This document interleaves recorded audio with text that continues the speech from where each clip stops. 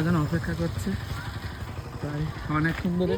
হ্যাঁ এই ও কি কথাটা ব্লগ করছে, ব্লগের মধ্যে এসব কথাবার্তা। ওই তারা তুই চালা না, চালা চালা। পারবি কি পারবি না শিওর বল। টিউলিপ কিন্তু কমানো আছে, টিউলিপ কমানো আছে, পিক যাবে। এত ভারী কেন? তোর থেকে বেশি ভারী। আমাদের এখানকার ভিউটা কি সুন্দর হয়, বিশ্বাস কর। এই রাস্তার ভিউটা ভালো, খুবই সুন্দর। আমরা এসেছিলাম একটু সরাহাটে, যার জন্য স্মার্ট পয়েন্টে আমি ওকে টেনে টেনে এনেছি। ঠিক আছে, নিশ্চয়ই আমি যখন এনেছি মিনিমাম না হলে তো আমি 100 টাকার জিনিস কিনবো, তাই না? ওকে এনেছি, ও কিনেছে ক টাকার জিনিস? মোট 550 টাকা হয়ে গেছে। 550 টাকার জিনিস ওই কিনেছে, আমি কিছু কিনিনি।